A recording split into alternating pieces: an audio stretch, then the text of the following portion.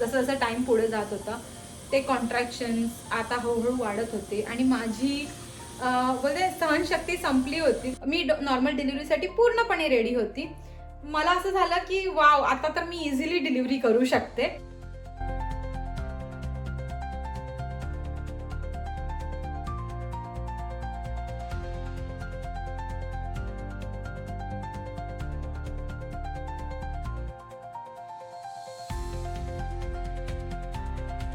Hello friends, मी निकिता पुन्हा एकदा तुम्हा सर्वांचं आपल्या या चॅनलमध्ये खूप खूप मनापासून स्वागत करते.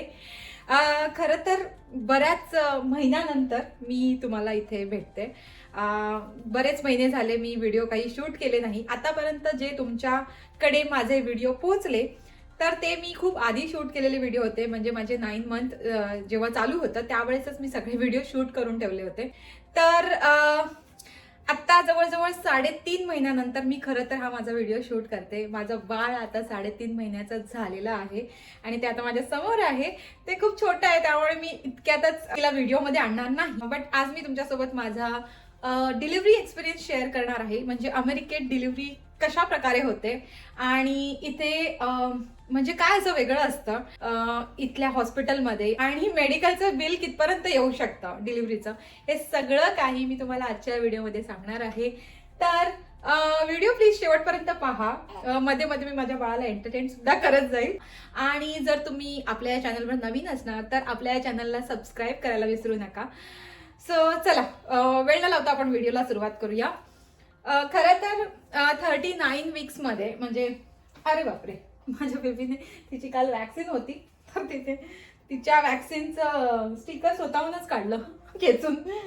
बरं झालं, कारण की मला ते काढता काढता खूप असं वाईट वाटायचं, कारण की तिचे हेअर्स पूल व्हायचे हे काढताना. थँक्यू. सो खरं तर 9 मंथमध्येच इथे NST केली जाते. शेवटच्या काही वीक्समध्ये इंडियामध्ये पण केली जात असणार. तर NST म्हणजे नॉन स्ट्रेस टेस्ट.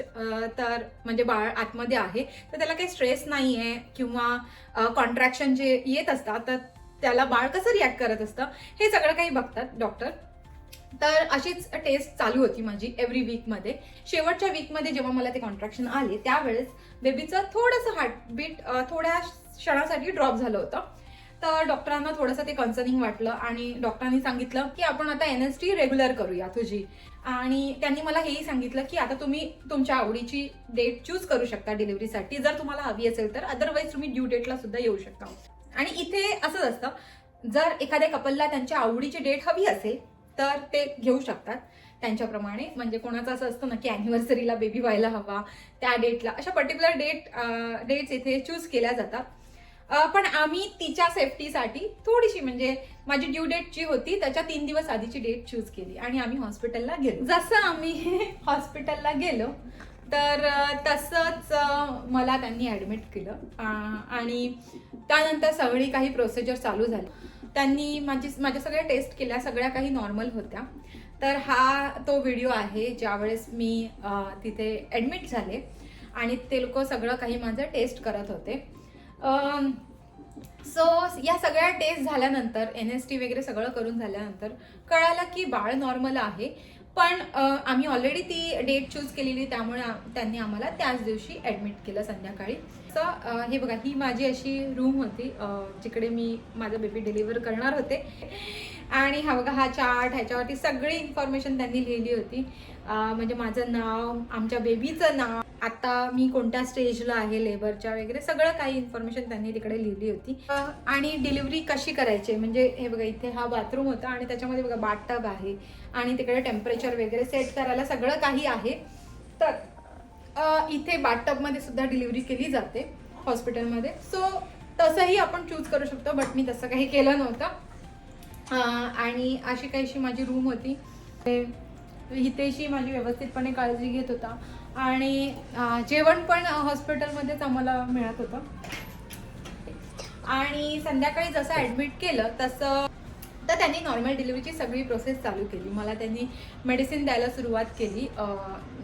म्हणजे असं बोललं जातं कळा येण्यासाठी, तर तेच कॉन्ट्रॅक्शन येण्यासाठी त्यांनी मला मेडिसिन द्यायला सुरुवात केली. जसं जसं मेडिसिन द्यायला सुरुवात केली तसं मला कॉन्ट्रॅक्शन हळूहळू चालू झाले.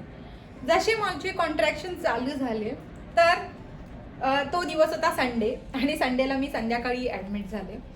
तर संडेला माझे संध्याकाळी म्हणजे अशी रात्रीपासून कॉन्ट्रॅक्शन चालू झाले असतील. तर जसे हळूहळू कॉन्ट्रॅक्शन सुरू होत होते एकदम अर्ली स्टेजलाच हिचे हार्टबीट, माझं कॉन्ट्रॅक्शन पीकवर जायचे आणि हिचे हार्टबीट ड्रॉप व्हायचे. तर असा काहीसा मी मॉनिटर, हे बघा तुमच्या समोर मॉनिटर सुद्धा आहे, तर तो सुद्धा तुम्हाला दिसत असेल. बाळ ऑलरेडी हेड डाऊन पोझिशनला आलेलं, तर तिला जसं जसं खाली पुश होत होतं तसं तसं ती घाबरत होती, त्यामुळे तिचे हार्टबीट वाढत होते आणि हे नॉर्मल आहे असे डॉक्टर बोलले. नंतर आम्ही त्या दिवशी वेट केला. तो संडेचा दिवस तर पूर्ण गेला, पूर्ण रात्र गेली ती. नेक्स्ट डेला त्यांनी बघितलं, कारण की मला डोसेज खूप कमी पोहोचला होता त्या मेडिसिनचा, कारण की जेव्हा पण ते डोस वाढवायचे तेव्हा हिचे हार्टबीट ड्रॉप व्हायचे. तर माझं डायलेशन काही इतकं झालं नव्हतं, जवळजवळ मी 1 सेंटीमीटरच डायलेटेड होती आणि खरं तर 10 सेंटीमीटर डायलेट झाल्यावरच बेबी बाहेर येऊ शकतो पुश करून तेही. सो 1 सेंटीमीटर म्हणजे काहीच नव्हतं आणि त्यांनी सांगितलं की डोसेज वाढवलं तर हिचे हार्टबीट ड्रॉप होतात, सो आपण हळूहळू तुला डोस पोचूया. बट नेक्स्ट डेला पण सेमच सिच्युएशन होती, तर त्यामुळे त्यांनी माझ्यासोबत बलून मेथड ट्राय केली. म्हणजे मला माहित नाही की कोणासोबत असं झालेलं आहे, बट माझ्यासाठी ती प्रोसिजर खूप पेनफुल होती. म्हणजे बलून मेथडमध्ये ती लोक काय करतात की बेबीचा हेड प्रमाणे मिमिक करतात. मिमिक मीन्स कॅथेटर सारखं एक पाईप टाकून आतमध्ये बलून ब्लो करतात, फुगवतात आणि तो बलून आपल्या सर्विक्सला पुश करतो. म्हणजे सर्विक्स मधून असा पुश होतो, त्या प्रेशर येतो ना त्या बलूनचा, सर्विक्सला वाटतं की बेबीचा हेड खाली आलेला आहे आणि पुश होत आहे, तर सर्विक्स आपोआप डायलेट व्हायला चालू होतं. सो ते तसं त्यांनी मला केलं आणि त्यांना मी विचारलं की ह्या बलूनने मी किती सेंटीमीटर डायलेट होईल. तर ते बोलले की बलून नॉर्मली 1 to 3 सेंटीमीटर पर्यंत डायलेट करतं आणि जसं 3 सेंटीमीटर डायलेट होईल तसं तुझं बलून डायरेक्ट आपोआप तो बाहेर येईल, पडून जाईल. आणि त्यांना मी टाइम विचारलं की किती तासात हा बलून बाहेर पडू शकतो. तर त्यांनी सांगितलं की 6 तासात हा बलून बाहेर यायला हवा आयडियली. मला 12 तास गेले तो बलून बाहेर येईना आणि प्रत्येक 6 तासाला ते लोक पुल करून बघत होते. ते सुद्धा खूप पेनफुल होतं माझ्यासाठी. ते पुल करून बघायचे, फक्त रक्त बाहेर यायचं, बट बलून बाहेर आला नाही. आणि जेव्हा 13 तास झाले तेव्हा त्यांना असं वाटलं की आता बस, आता हे जास्त होतंय. तर त्यांनी एकदा ट्राय केलं आणि त्यांनी खूप जोरात पुल केलं तो बलून आणि तो बलून डायरेक्ट बाहेर आला. बट ते सगळं काही खूप खूप खूप तो एक्सपिरियन्स माझ्यासाठी खूप वर्स्ट होता आणि खूप पेनफुल होती ती प्रोसिजर पूर्णपणे. आणि मला असं झालं की का करतायत, करा आता सी सेक्शन, मला नको आहे हे नॉर्मल डिलिव्हरी. असं वाटत होतं, खूप फोर्स करत होते ते लोक की नॉर्मल डिलिव्हरीच व्हायला हवी, नॉर्मलच व्हायला हवी. कारण की असं इथे म्हटलं जातं की हॉस्पिटलचं नाव खराब होतं. आय डोंट नो, मी असं ऐकलेलं आहे की सी सेक्शनमध्ये ते सहसा जात नाही, कारण की जेवढी नॉर्मल डिलिव्हरी चांगली असते तसं सी सेक्शन ते बोलले की दिसतं तेवढं चांगलं नसतं. इंटरनली खूप वेळ लागतो हील व्हायला पूर्ण बॉडी. तर मला असं होतं की मला हे सगळं सहन करायचं नाहीये, माझं सी सेक्शन करून टाका. बट ते अजून एक दिवस थांबले. सो मंडे गेला आणि ट्यूजडे आला. मी जेव्हा बलून बाहेर पडलं मंडेला रात्री, त्यावेळेस मी ऑलमोस्ट 3 सेंटीमीटर डायलेटेड होती. आणि त्यानंतर त्यांनी ठरवलं की आता आपण वॉटर ब्रोक करूया. सो त्याने वॉटर ब्रोक केला आणि वॉटर ब्रोक नंतर ही मला एक दिवस गेला 4 सेंटीमीटर डायलेट व्हायला. आणि समजत नव्हतं, कारण की माझी सिच्युएशन खूप खराब होत होती. जसं जसं टाइम पुढे जात होता ते कॉन्ट्रॅक्शन्स आता हळूहळू वाढत होते आणि माझी बोलते सहनशक्ती संपली होती. सो मला असं झालं की प्लीज सी सेक्शन करा. म्हणजे ट्यूजडेला पण ते लोक काहीतरी 4 सेंटीमीटर डायलेट झाल्यानंतर थोडा वेळ थांबले.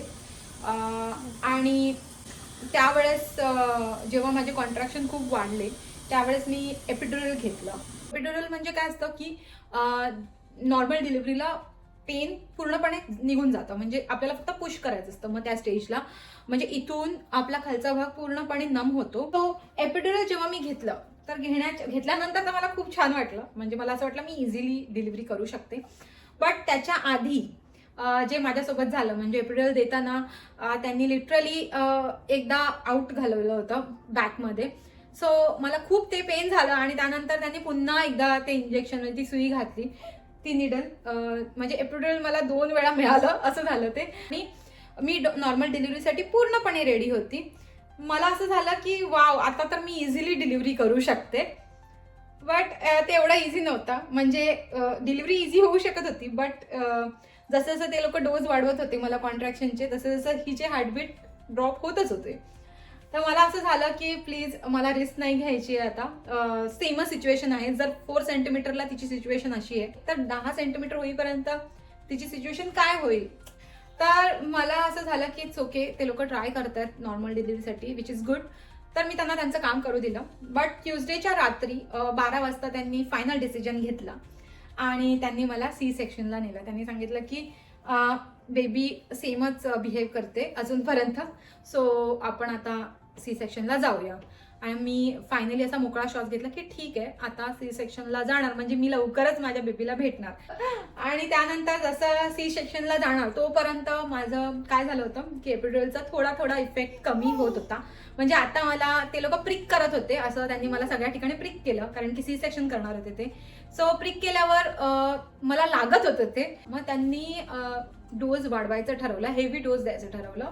आणि त्यांनी मला जसा हेवी डोस दिला, माझे पाय लिटरली एवढे सुजले होते, हत्तीसारखे झाले होते. आणि इथे कसं असतं माहिती आहे, डिलिव्हरीच्या वेळेस तुम्ही तुमच्या हस्बंडला आतमध्ये घेऊन जाऊ शकता. इंडियामध्ये माहित नाही आता आहे की नाही, पण इथे तरी असं असतं. तर हितेश कंटिन्यू माझ्यासोबत होता, सी सेक्शनमध्ये सुद्धा आणि इवन नॉर्मल डिलिव्हरीमध्ये सुद्धा हस्बंड बाजूला राहू शकतो तुमच्यासोबत. तर त्याला मी घेऊन गेली आणि त्यांनी सी सेक्शनला मी बघितलं, अशा 8-10 डॉक्टर माझ्या आजूबाजूला उभे आहेत. थोड्या वेळातच त्यांनी बेबीला डिलिव्हर केलं. तोही मोमेंट मी तुम्हाला इथे दाखवते व्हिडिओ थ्रू, कसं मी माझ्या बाळाला घेऊन चालली आहे त्याच्याशी बोलत बोलत. आणि त्यांनी लिटरली माझं बाळ माझ्या हातातच ठेवलं आणि मला त्या रूममध्ये पुन्हा जिथे मी होती, त्यांनी मला सी सेक्शनच्या रूममध्ये नेलेलं, तर तिथून मला त्यांनी पुन्हा माझ्या रूममध्ये आणलं. आणि तो क्षण खूप वेगळा होता. आणि इवन ते नाळ कट करायला सुद्धा आपल्यालाच देतात, तर ते काही क्षण सुद्धा मी शेअर केले आहेत इकडे फोटो थ्रू. हितेशने बेबीची नाळ कट केली होती. 3 दिवस तर माझे असेच गेले होते नॉर्मल डिलिव्हरीच्या मागे. आणि त्यानंतर अजून 3 दिवस त्यांनी मला हॉस्पिटलला ठेवलं, कारण की सी सेक्शन झालं होतं. आणि त्या 3 दिवसात मी कधी विचार पण नव्हता केलेला, म्हणजे मला कधीच असं काही फील झालं नव्हतं की डिप्रेशन. पण मला आलं ते पोस्टपार्टम डिप्रेशन जे म्हणतात, मी कधी इमॅजिन पण केलं नव्हतं की असं माझ्यासोबत पण होईल. लिटरली पूर्ण 180 डिग्रीचा तो असा म्हणजे फ्लिप होता लाईफमध्ये. आणि खरंच तो चेंज असतो, माहीत नाही म्हणजे किती जणांनी एक्सपिरियन्स केला आहे, पण मी एक्सपिरियन्स केला तो. आणि पूर्णपणे मला समजत नव्हतं, मला हॉस्पिटलमध्ये समजत नव्हतं की मी कुठे आहे, काय करते, काय चाललं आहे. घरी आल्यावर सुद्धा मन लागत नव्हतं थोडे दिवस, म्हणजे खूप टाईम गेला सगळं काही रिकवर व्हायला. आणि हे बघा, हे डिस्चार्ज करताना ग्रंथाला त्यांनी कार सीटमध्ये बसवलं. मी पूर्ण रूमचा पण व्हिडिओ घेतला.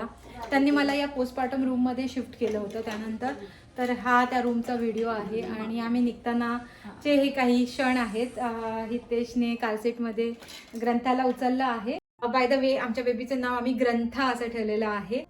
ग्रंथावरून मी असं माझ्या मनात आलं हे नाव आणि आम्ही हे नाव ठेवलं. एकच नाव मला ते सुचलं आणि ते आम्ही फायनल केलं, ग्रंथा म्हणून. जेव्हा आम्हाला हिचं जेंडर कळालेलं त्याच वेळेस हे नाव आमचं डिसाईड झालेलं. ते विदाऊट कारसीट बाळाला घरी जाऊ देत नाही. तर कारसीटमध्ये आम्ही बाळाला घेऊन आलो घरी आल्यावर पप्पांनी थोडीशी तयारी केली होती घरी. आणि मम्मीसुद्धा आमच्यासोबतच 3 दिवस हॉस्पिटलला येत होती, कारण की बाळ खूप रडायचं आणि आम्हाला असं होतं आमची झोप नाही व्हायची, माझी आणि हितेशची. सो आम्ही मम्मीला बोलवायचो मध्ये मध्ये हॉस्पिटलला. तर असं काही आमचं चालू होतं. घरी आलो, घरी माझं मन लागत नव्हतं कशातही. खूप वेळ गेला सगळ्या गोष्टी नीट व्हायला. आणि फायनली मी व्यवस्थित झाली आणि आता तुमच्याशी व्यवस्थितपणे बोलते. खूपच वेळ गेला मला रिकवर व्हायला. सगळं काही पेनफुल होतं. हा जर्नी मी सांगू शकत नाही, म्हणजे खूप आनंदाचे क्षण पण होते, पण बॉडी कशा थ्रू जात होती हे मलाच कळत होतं. तर असं काहीसा हा माझा डिलिव्हरीचा एक्सपिरियन्स होता US. म्हणजे जेव्हा पण हॉस्पिटलला मी होती, 6 दिवस त्यांनी खूप केअर घेतली. नर्सेस वगैरे खूप छान होते, म्हणजे खूप वेगळ्या प्रकारचीच केअर मला मिळत होती. पण तरीही बॉडी त्या पोस्टपार्टम डिप्रेशनमधून जात होती, त्यामुळे काहीच कळत नव्हतं. सगळ्यांचा राग येत होता, खूप चिडचिड झालेली माझी, समजत नव्हतं काय करू. आणि मी एक्सप्लेन पण करू शकत नाही ती फिलिंग कोणासोबत, कारण की मलाच माहिती होतं की सगळं काही काय चाललं होतं. तरीही सपोर्टला बरेच लोक होती घरात. सगळ्यांनी मला खूप चांगल्या प्रकारे सपोर्ट केला. अजून एक गोष्ट आहे जी वेगळी आहे इथे इंडियापेक्षा, जी म्हणजे हॉस्पिटलचं बिल. मी इमॅजिन पण केलं नव्हतं. मी आत्ता बघितलं हॉस्पिटलचं बिल मला जवळजवळ 1 करोडचं बिल आलेलं आहे. इन्शुरन्स आहे आमच्याकडे. इन्शुरन्स जर असेल तर एकंदरीत 10 लाखापर्यंत बिल भरावं लागतं म्हणजे पॉकेटमधून. बट जर बिल इन्शुरन्स नसतं तर 1 करोडचं बिल आम्हाला भरावं लागलं असतं. म्हणजे ही रियालिटी आहे US मध्ये. म्हणजे इन्शुरन्समध्ये आम्ही पैसे पण प्रत्येक महिन्याला खूप भरत असतो आणि बिलसुद्धा असंच येतं. तर असा काहीसा माझा हा डिलिव्हरी एक्सपिरियन्स होता, जो की मला तुमच्यासोबत शेअर करायचा होता.